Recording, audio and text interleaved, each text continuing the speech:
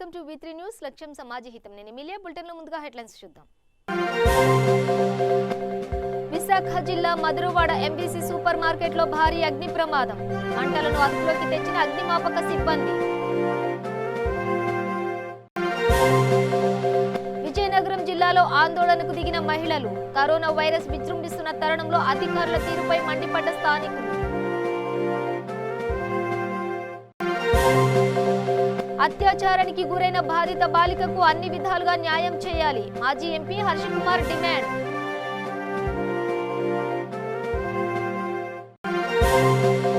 కర్నూలు జిల్లాలో పట్టణాలు పల్లెలకు విస్తరిస్తున్న కరోనా.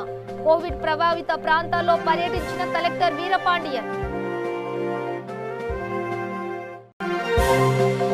పెట్రోల్ డీజిల్ పై వ్యాట్ ట్యాక్స్ ను పెంచుతూ ఏపీ ప్రభుత్వం ఉత్తర్వులు జారీ. రెవెన్యూ పడిపోవడం వల్లే పెంచాల్సి వచ్చిందన్న అధికారులు.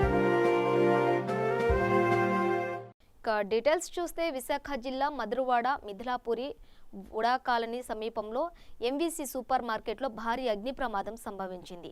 సంఘటనా స్థలానికి చేరుకున్న అగ్నిమాపక సిబ్బంది మంటలను అదుపులోకి తెచ్చారు. భారీ ఆస్తి నష్టం జరిగిందని అంచనా వేస్తున్నారు.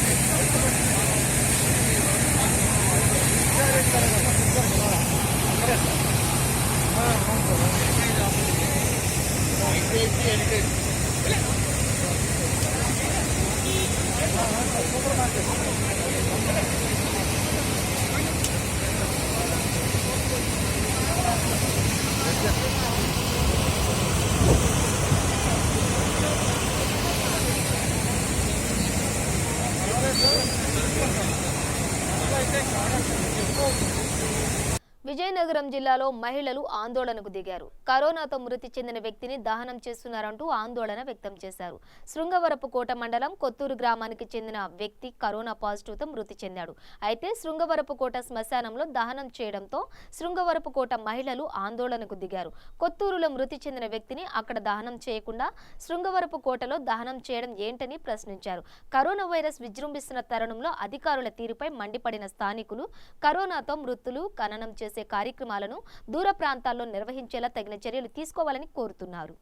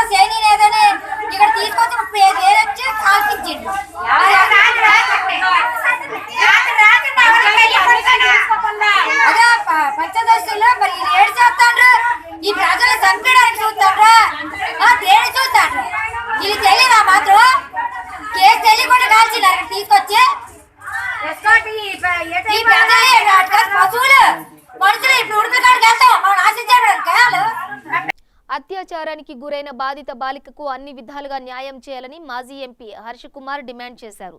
తూర్పు గోదావరి జిల్లా రాజమండ్రిలో అత్యాచారానికి గురైన బాలికను మాజీ ఎంపీ హర్షకుమార్ పరామర్శించారు. దీనిపై జాతీయ ఎస్సీ కమిషన్ సభ్యుల దృష్టికి తీసుకెళ్లినట్లు చెప్పారు. ప్రభుత్వ పరంగా కూడా ఆర్థికంగా ఆదుకోవడంతో పాటుగా నిందితులను కఠినంగా శిక్షించాలని డిమాండ్ చేశారు. ఆ 10th క్లాస్ అమ్మాయి జ్యువెల్ షాప్లో పనికని చెప్పి అమ్మాయి తీసుకెళ్తానంటే వాళ్ళ మదర్ పంపించింది. మదర్ పంపించినప్పుడు ఈ అగాత్యం జరిగింది. సుమారు 10 మంది కిరాతకంగా అమ్మాయికి కంటిన్యూస్గా మత్తు ఇచ్చి 4 రోజులు అమ్మాయిని అతి దారుణంగా అది రేప్ చేయడం జరిగింది. అన్నిటికన్నా గొప్ప విషయం ఏంటంటే దీంట్లో అమ్మాయిని పోలీస్ స్టేషన్ దగ్గరే వదిలేశారు. పోలీస్ స్టేషన్ దగ్గర వదిలేసిన తర్వాత పోలీసు వాళ్ళు అమ్మాయి చెప్పింది ఏం వినలేదు. ఆమె బయటకు వచ్చి మళ్ళీ హారిక గారికి చెప్పిన తర్వాత హారిక గారు వెళ్ళిన తర్వాత ఆమె పైగా అమ్మాయిని కొట్టారట. మళ్ళీ హారిక గారి దగ్గరికి వచ్చి హారిక గారిని పట్టుకున్న తర్వాత ఇదంతా వెలుగులోకి వచ్చింది. అంటే దీన్ని బట్టి ఈ కేసులో ఎవరో పోలీసులకు సంబంధించిన వ్యక్తులు ఆ 10 మందిలో ఉన్నారు. వాళ్ళు దీన్ని కప్పిపెట్టడానికి ప్రయత్నించారు. అంతేకాకుండా ఈ రోజున కప్పిపెట్టడానికి ప్రయత్నించే కాకుండా ఈ రోజుని రకరకాల పుకార్లు మరి వ్యాపింపజేస్తూ ఈ కేసుని డైల్యూట్ చేయాలని చూస్తూ ఉన్నాను. నేను అన్నీ కూడా నేను గమనిస్తూ ఉన్నాను. ఎందుకంటే ఏం జరుగుతుంది ఎలా ఉందంటే గమనిస్తూ ఉంటుంటే రకరకాల రూమర్లు రకరకాల ఇది కనపడి మరి ఫస్ట్ పోలీసులే ఈ కేసు టేకప్ చేసి జాగ్రత్తగా చేస్తున్నట్లయితే ఆ కుటుంబానికి నమ్మకం వచ్చును, మాకు నమ్మకం వచ్చును. కానీ ఇది బయటకు వచ్చిన తర్వాత మాత్రమే పోలీసులు యాక్షన్లోకి దిగారు. తర్వాత ఇటువంటి సంఘటన జరిగినప్పుడు డిస్ట్రిక్ట్ మేజిస్ట్రేట్ రావాలి, డిస్ట్రిక్ట్ ఎస్పీ రావాలి, అంటే రూరల్ ఎస్పీ గారు రావాలి, మరి కలెక్టర్ గారు రావాలి. నిన్న నేను ఎస్సీ కమిషన్ డైరెక్టర్తో మాట్లాడిన తర్వాత కలెక్టర్ గారు ఈ కోవిడ్ వల్ల నేను వెళ్ళలేకపోతున్నానండి, ఈ కోవిడ్లో ఈ పరిస్థితుల్లో నేను వెళ్ళలేకపోతున్నాను. ఎస్పీ గారు కూడా అదే సమాధానం చెప్పారు. రాజమండ్రి రూరల్ ఎస్పీ గారు ఒకసారి వచ్చి విజిట్ చేస్తే, ఎందుకంటే చాలా చిన్న అమ్మాయి నేనే ఇదే పరిస్థితి చాలా ఒక దళిత అమ్మాయికి జరిగింది. అదే ఇంకొక కమ్యూనిటీకి జరిగినట్లయితే పరిస్థితులు వేరుగా ఉండు. అసలే కరోనా మహమ్మారితో బెంబేలెత్తిపోతున్న రాష్ట్ర ప్రజలకు వైసీపీ ప్రభుత్వం షాక్ ఇచ్చింది. పెట్రోల్, డీజిల్ పై వ్యాట్ ట్యాక్స్ను పెంచుతూ ఉత్తర్వులు జారీ చేసింది. లీటర్ పెట్రోల్పై ₹1.24, లీటర్ డీజిల్పై 93 పైసలు పెంచింది. లాక్డౌన్ వల్ల ప్రభుత్వం ఆదాయం భారీగా పడిపోయిందని ఈ సందర్భంగా రాష్ట్ర revenue special chief secretary Rajat Bhargav తెలిపారు.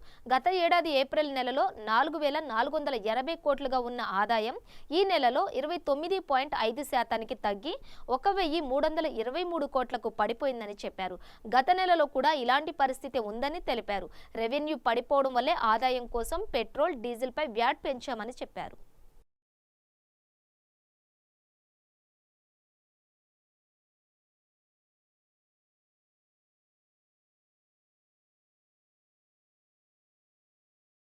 అత్యాచారానికి గురై తూర్పుగోదావరి జిల్లా రాజమండ్రి ప్రభుత్వ ఆసుపత్రిలో చికిత్స పొందుతున్న బాధిత బాలికను ఎస్సీ ఎస్టీ కమిషన్ మాజీ చైర్మన్ కార్యం శివాజీ పరామర్శించారు.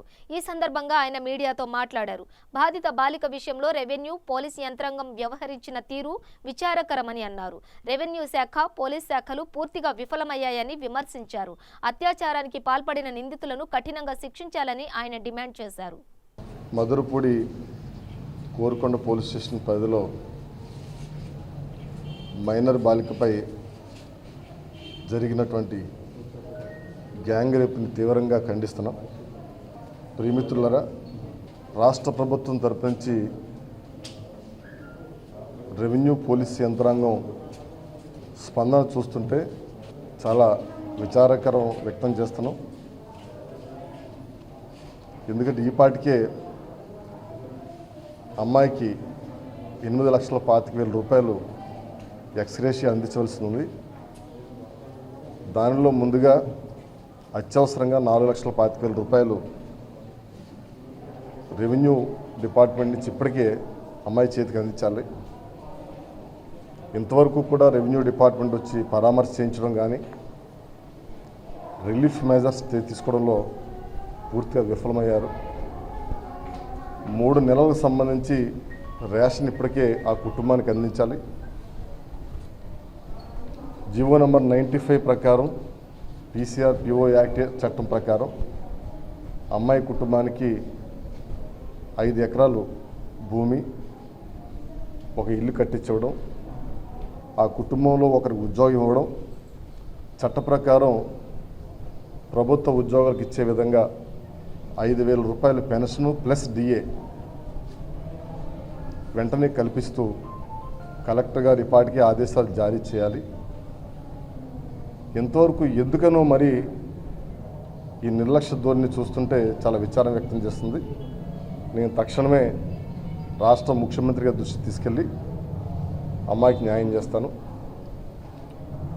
మరి ముఖ్యంగా అభివృద్ధి చెందుతున్న రాజమహేంద్ర నగరంలో ఈ బ్లేడ్ బ్యాచ్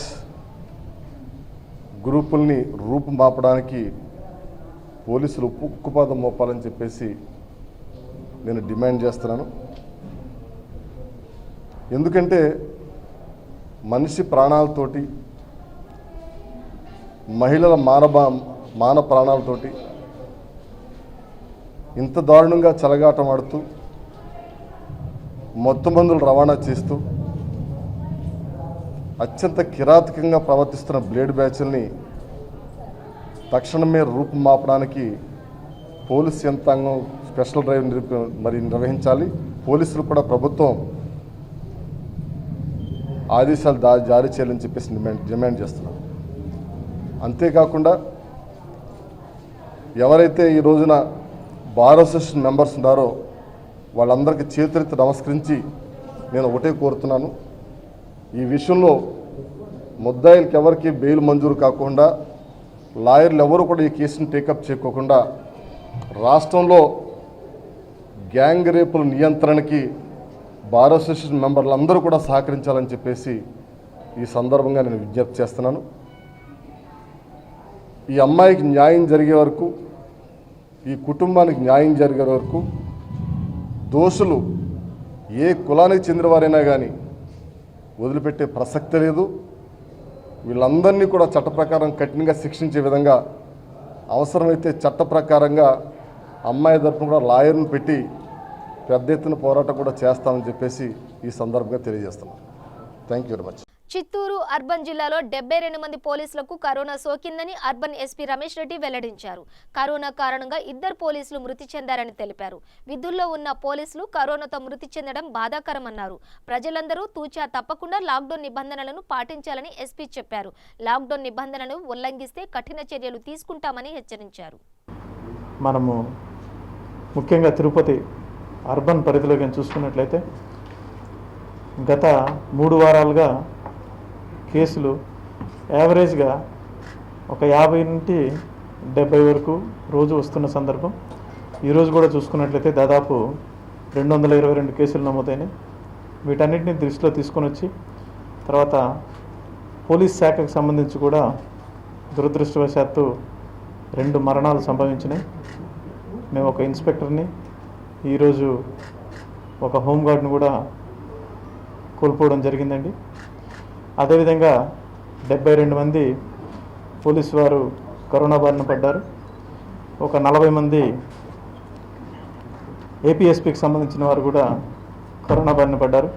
అంటే జిల్లాలో 2000 మంది పోలీసులు ఉంటే ఒక 100 మంది ఎఫెక్ట్ అయినారు అని అంటే ఒక్కొక్కళ్ళు కనీసం 10 మందితో క్లోజ్ ప్రాక్సిమిటీలో వర్క్ చేసినా కూడా 1000 మందికి పైగా ఎక్స్పోజ్ అయినారు. ఎన్ఫోర్స్మెంట్ అనేటటువంటిది కేవలం పోలీస్ వ్యవస్థ మాత్రమే చేస్తుంది. గతంలో మీరు కూడా చూశారు, కాళహస్తిలో మేము అడిగింది తప్పకుండా పర్మిట్ చేసి కలెక్టర్ గారు పర్మిషన్ చేయడం వల్ల అక్కడ ఉన్నటువంటి మున్సిపల్ కమిషనర్ ఏప్రిల్ 17 నుంచి ఏప్రిల్ 24 నుంచి ఆ వీక్ మధ్యలో కేసులు పెరగడంతో మేము వచ్చేసి రిక్వెస్ట్ చేయడం జరిగింది. దాదాపు 45 రోజుల పాటు కంప్లీట్ లాక్డౌన్. ఇక్కడ మేమే పార్షియల్ లాక్డౌన్ మాత్రమే, లాక్డౌన్ అనే పదం కంటే కూడా ఏదైతే కంటైన్మెంట్ రెస్ట్రిక్షన్స్ ఉన్నాయో ఆ రెస్ట్రిక్షన్స్ ఫాలో కమ్మని, అది మీ ద్వారా అనౌన్స్మెంట్ జరిగినట్లయితే అటు వర్తక వాణిజ్య సముదాయాలు కావచ్చు, మిగతా ఎస్టాబ్లిష్మెంట్స్ కావచ్చు, అధికారుల మనసులో ఏముందో తెలిసినట్లయితే దాన్ని ఇంప్లిమెంట్ చేయడం పోలీస్ వ్యవస్థకు ఈజీగా ఉంటుంది. I once again thank you Bharat గారు అండ్ గిరీష గారు. ఇక డెత్ను నేను ఎప్పుడు కూడా పర్సంటేజ్లో కొలవనండి. ప్రతి మరణం కూడా తీవ్రంగా పరిగణించి అది విషాదకరమైంది. మరణాన్ని ఎప్పుడు కూడా నేను పర్సంటేజ్లో చెప్పను. ప్రతి మరణం కూడా మనం ప్రివెంట్ చేయడానికి ప్రయత్నిద్దాం. అన్ని వ్యవస్థలు కూడా కోఆర్డినేషన్తో పనిచేస్తూ ఉన్నాయి. ఇక్కడ మిగతా పట్టణాలకి మన నగరానికి ఉన్న ఒకే ఒక తేడా ఏంటంటే బయట నుంచి మనకి ఎయిర్వేస్ కావచ్చు, రైల్వేస్ కావచ్చు, దర్శనార్థం కావచ్చు ఎక్కువ మంది విజిట్ చేస్తూ ఉన్నారు. వీళ్ళు లోకల్లో ఉన్నటువంటి పబ్లిక్తో కన్నా కాంటాక్ట్ కన్నా అయినట్లయితే అవి హోటల్స్ కావచ్చు, ట్రాన్స్పోర్ట్ వ్యవస్థ కావచ్చు, ఈ డిసీజ్ స్ప్రెడ్ అయ్యేదానికి అవకాశం ఉంది అనేటటువంటి దాన్ని మేము చెప్పడం జరిగింది. తిరుపతిలో రోజురోజుకు కరోనా కేసుల సంఖ్య విపరీతంగా పెరుగుతుండటంతో జిల్లా అధికార యంత్రాంగం కీలక నిర్ణయం తీసుకుంది. చిత్తూరు జిల్లా వ్యాప్తంగా నమోదైన కేసుల్లో ఎక్కువ శాతం తిరుపతిలోనే ఉన్నాయని జిల్లా కలెక్టర్ భరత్ నారాయణ గుప్తా తెలిపారు. దీంతో తిరుపతి నగరంలో ఆగస్టు 5 వరకు కఠిన నిబంధనలు అమలు చేయాలని నిర్ణయించినట్లు తెలియజేశారు. ఈ మేరకు నిబంధనలకు సంబంధించి ఉత్తర్వులు జారీ చేశారు. నగరంలో ఆగస్టు 5వ తేదీ వరకు వైన్ షాపులు బంద్ చేయనున్నారు. అదేవిధంగా బ్యాంకులకు మధ్యాహ్నం 2 గంటల వరకే అనుమతి ఇచ్చారు. ఉదయం 6 గంటల నుంచి 11 గంటల వరకు మాత్రమే షాపులకు అనుమతి ఇచ్చారు. అలాగే తిరుమల వెళ్లే వాహనాలకు అలిపిరి బైపాస్ ద్వారా మాత్రమే అనుమతించడం జరుగుతుందని, నగరంలోకి అనుమతి లేదని కలెక్టర్ స్పష్టం చేశారు. ఇప్పటి వరకు 5,400 దాకా కరోనా పాజిటివ్ కేసులు నమోదవడం జరిగింది. దీనిలో భాగంగా మనం పరిశీలిస్తే దాదాపు 1,700 దాకా కేసులు, అంటే 30% దాకా మనకు కేసులు కేవలం తిరుపతి మున్సిపల్ కార్పొరేషన్ పరిధిలోనే నమోదవడం జరిగింది. మొత్తం మన వార్డులు 50 సంఖ్యలో తీసుకుంటే రమారమి అన్ని వార్డుల్లో కూడా 20కి పైగా కేసులు నమోదవడం జరిగింది. కొన్ని వార్డుల్లో ఈ సంఖ్య అత్యధికంగా 40 దాటి కూడా ఉంది. దీన్ని దృష్టిలో పెట్టుకొని కంటైన్మెంట్ స్ట్రాటజీ ఇంతకుముందు వరకు మనం చాలా పరిమితంగా, లేదు ఈ వీధికో లేదు ఆ ఇంటి చుట్టుపక్కల వరకే మనము పాటిస్తూ వచ్చినాం.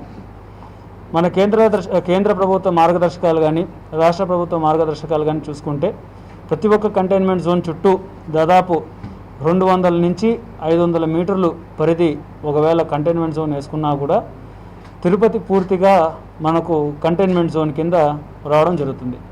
ఒకవేళ కంటైన్మెంట్ జోన్ కింద రావడంతో ఏం చేయాలి అనే చర్యలు చేపట్టినట్లయితే ముఖ్యంగా ఏ రకమైన కమర్షియల్ ఎస్టాబ్లిష్మెంట్స్ కానీ వాణిజ్య సముదాయాలు ఏమున్నా కూడా కేవలం 11 గంటల వరకే మేము అనుమతించడం జరుగుతుంది.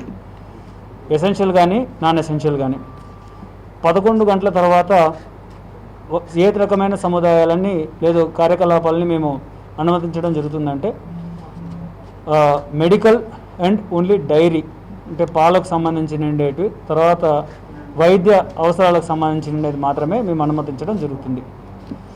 తర్వాత హాకర్స్ అనేవాళ్ళు ఎవరైతే ఉన్నారో వారు కూడా 11 గంటల తర్వాత వారి వ్యాపారాలని క్లోజ్ చేసుకోవాల్సిందిగా కోరుతున్నాము. ఎంప్లాయీ మూవ్మెంట్, ఎందుకంటే ఇది ఎమర్జెన్సీ సిచ్యువేషన్ ఉంది కాబట్టి ఎంప్లాయీస్ మూవ్మెంట్ అవసరం కాబట్టి వాటిని మేము పర్మిట్ చేయడం జరుగుతుంది. ఎక్సైజ్ డిపార్ట్మెంట్ అంటే మందు షాపులు కూడా ఈ నిబంధనలకు లోబడే పనిచేస్తాయి అని చెప్పి ఆదేశించడం జరిగింది. తర్వాత ఎప్పటి వరకు ఇది ఉంటుంది అంటే సామాన్యంగా కర్నూలు జిల్లాలో 7 కోవిడ్ బాధితులు మృత్యువాత పడ్డారు. దీంతో జిల్లాలో మరణాల సంఖ్య 123కు చేరింది. కొత్తగా 364 మందికి వైరస్ నిర్ధారణ అయింది. బాధితుల సంఖ్య 6,000 దాటింది. ఇప్పటి వరకు జిల్లాల్లో 6,045 పాజిటివ్ కేసులు నమోదయ్యాయి. ఇందులో 3,319 మంది కోవిడ్ ఆసుపత్రుల్లో చికిత్స పొందుతున్నారు. 2,603 మంది డిశ్చార్జ్ అయ్యారు. జిల్లాలో మార్చి 28న తొలి పాజిటివ్ కేసు నమోదైంది. ఆ తరువాత నెమ్మదిగా పట్టణాలకు, పల్లెలకు విస్తరించారు. పెంచింది. గడిచిన 20 రోజుల్లో 4062 మందికి వైరస్ సోకింది. కర్నూలు, నంద్యాల, ఎమ్మిగనూరు, బనగానపల్లె, కోడుమూరు, ఆవుకుపాణ్యంలో ఎక్కువగా కేసులు వచ్చాయి. దీంతో జిల్లా కలెక్టర్ వీరపాండ్యన్ కోవిడ్ ప్రభావిత ప్రాంతాల్లో పర్యటించారు. కోవిడ్ నియంత్రణకు తీసుకోవాల్సిన చర్యలపై అధికారులకు సూచించారు.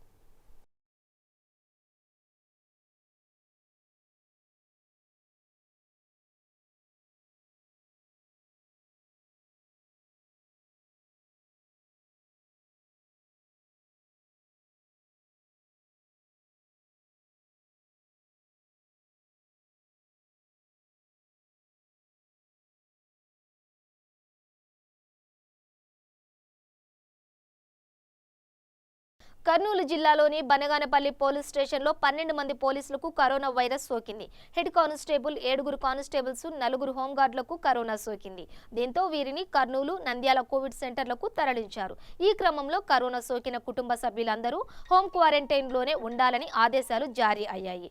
మరోవైపు దేశవ్యాప్తంగా కరోనా మహమ్మారి రోజురోజుకు తన ప్రతాపాన్ని చూపిస్తోంది. ముఖ్యంగా తెలుగు రాష్ట్రాల్లో కరోనా కోరలు చాస్తోంది. 2 రాష్ట్రాల ప్రభుత్వాలు కరోనా నియంత్రణకు ఎన్ని చర్యలు తీసుకుంటున్నా ఏమాత్రం కరోనాను కట్టడి చేయలేకపోతున్న పరిస్థితి నెలకొంది. ఈ క్రమంలో లాక్డౌన్లను పొడిగించుకోవడం తప్ప వేరే దారి లేకుండా పోతోంది. ఏపీలో పలు ప్రాంతాల్లో అధికారులు లాక్డౌన్ను కొనసాగిస్తున్నారు.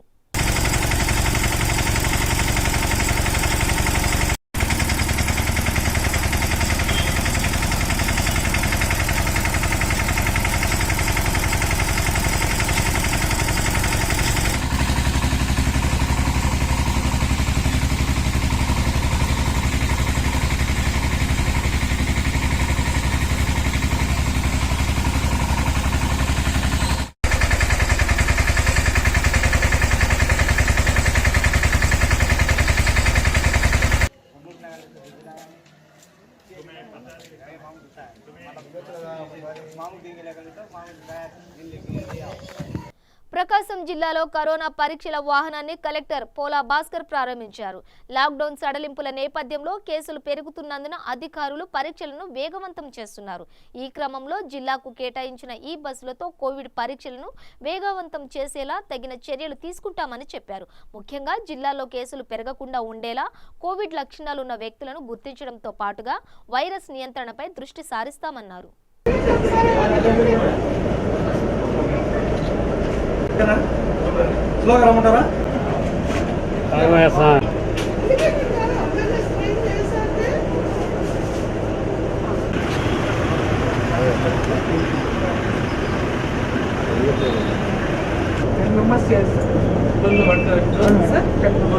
అవును సార్, ఒంగోలు కలెక్ట్ చేస్తున్నారు.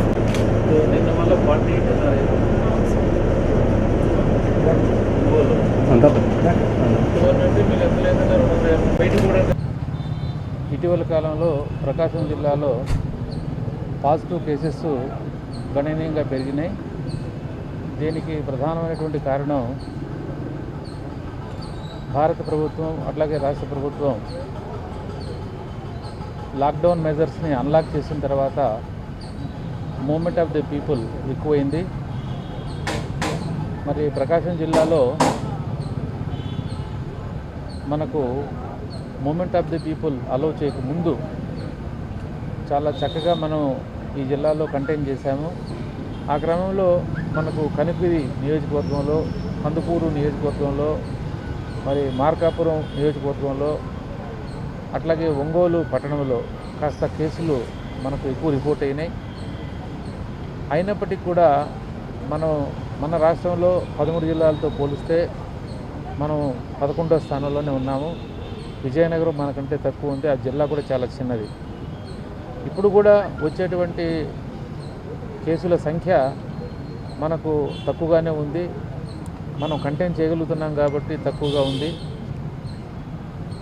ఈ క్రమంలో ఇప్పుడు ఒక 3 ప్రిన్సిపల్స్ మీద మనము ఈ కరోనాని నియంత్రణ చేయాలి, కట్టడి చేయాలి.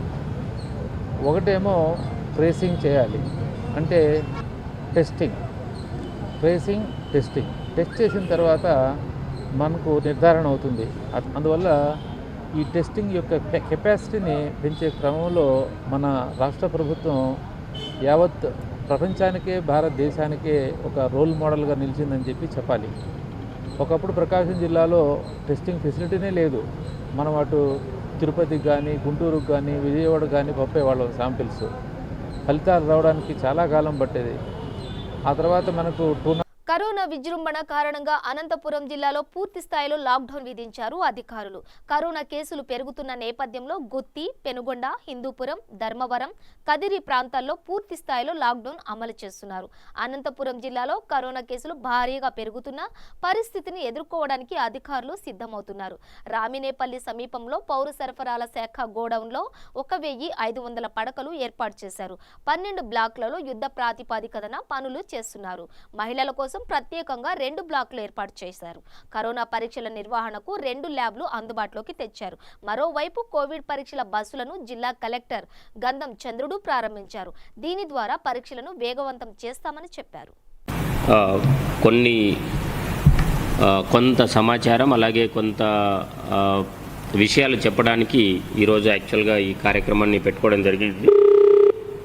ఇక్కడ ఫోన్ ఇన్ కార్యక్రమం కంటే కూడా ప్రజలకు అవగాహన కల్పించడం కోసము ఈ కార్యక్రమం అనుకున్నామన్నమాట. ఇందులో ఇంతకుముందు ఉన్నటువంటి స్ట్రాటజీ అంటే ఇంతకుముందు ఏంటంటే ప్రియంటివ్ యాక్షన్ అంటే కరోనా వైరస్ స్ప్రెడ్ కాకుండా ఒకటి లాక్డౌన్ పెట్టడం కావచ్చు, లేదంటే కాంటాక్ట్ ట్రేసింగ్ జరగడం కావచ్చు. ఇటువంటి చర్యలు గవర్నమెంటు మనకి ఇన్స్ట్రక్షన్స్ ఇవ్వడం జరిగింది. దానికి అనుకూలంగా స్టెప్స్ తీసుకోవడం జరిగింది. నౌ ఈ గడిచిన 4-5 నెలల కాలంలో మనకు తెలిసింది ఏంటంటే ఈ లాక్డౌన్ అన్నది మనం పర్మనెంట్గా పెట్టేటటువంటి అవకాశం లేదు, పెట్టలేము కూడా. ఎందుకంటే జీవితాలు, లైవ్లీహుడ్స్ యాక్టివిటీస్ అన్నవి కూడా, ఎకనామిక్ యాక్టివిటీ అన్నది కూడా ఖచ్చితంగా జరగాల్సినటువంటి పరిస్థితి. సో ఇప్పుడు నెక్స్ట్ స్ట్రాటజీ ప్రియంటివ్ యాక్షన్ కాకుండా ఇప్పుడు అడాప్టివ్ స్ట్రాటజీ అంటే కరోనాతో కలిసి ఉంటూ ఫర్దర్గా ఎకనామిక్ యాక్టివిటీ ఎలా ముందుకు తీసుకొని వెళ్ళాలి అన్నది. సో దీంట్లో ప్రతి ఒక్కరం కూడా ఫస్ట్ మొట్టమొదటిగా గుర్తించాల్సింది ఏంటంటే ప్రతి ఒక్కరూ కూడా అసిమ్టమాటిక్ పాజిటివ్ అని చెప్పేసి మనం అనుకోవాలి. అంటే మనం ప్రతి ఒక్కరం కూడా we are carrying the virus, asymptomatic mobile carriers. So దానికి అనుగుణంగా ఒకవేళ మనం పాజిటివ్ అయితే ఎటువంటి బిహేవియర్ అయితే మనం చూపిస్తామో అటువంటి బిహేవియర్ని అంటే ఖచ్చితంగా మాస్క్ పెట్టుకోవడము, చేతులను పరిశుభ్రంగా ఉంచుకోవడము, అలాగే భౌతిక దూరాన్ని పాటించడము, ఇది అంతా కూడా ప్రతి ఒక్కరము 100% తూచా తప్పకుండా పాటించాల్సినటువంటి విషయం. ఇది ఏ ఒక్కరు పాటించకపోయినా కూడా ఇది అందరికీ మళ్ళీ ఎఫెక్ట్ అవుతుంది. సో ఇందులో మనకు ఉన్నటువంటి 46 లక్షల జనాభాలో ఒక్కరు సరిగా పాటించకపోయినా కూడా నాకు రాదు, నేను ఆరోగ్యంగా ఉన్నాను, నాకెప్పుడు ఎటువంటి జబ్బు రాలేదు, కరోనా నా దరికి కూడా రాదు అన్న భావన విడిచిపెట్టేసి ప్రతి ఒక్కరు కూడా మనకు నిజంగా పాజిటివ్ వస్తే ఏ విధంగా అయితే మనం ఆ స్టెప్స్ తీసుకుంటాము అంటే మన బిహేవియర్ని కాన్షియస్గా మనం కంట్రోల్ చేసుకోవాల్సినటువంటి అవసరం ఉంది. బులెటిన్ ముగించే ముందు హెడ్లైన్స్ మరోసారి. విశాఖ జిల్లా మధురవాడ ఎంబీసీ సూపర్ మార్కెట్లో భారీ అగ్ని ప్రమాదం, మంటలను అదుపులోకి తెచ్చిన అగ్నిమాపక సిబ్బంది. విజయనగరం జిల్లాలో ఆందోళనకు దిగిన మహిళలు, కరోనా వైరస్ విజృంభిస్తున్న తరుణంలో అధికారుల తీరుపై మండిపడ్డ స్థానికులు. అత్యాచారానికి గురైన బాధిత బాలికకు అన్ని విధాలుగా న్యాయం చేయాలి, మాజీ ఎంపీ హర్షకుమార్ డిమాండ్.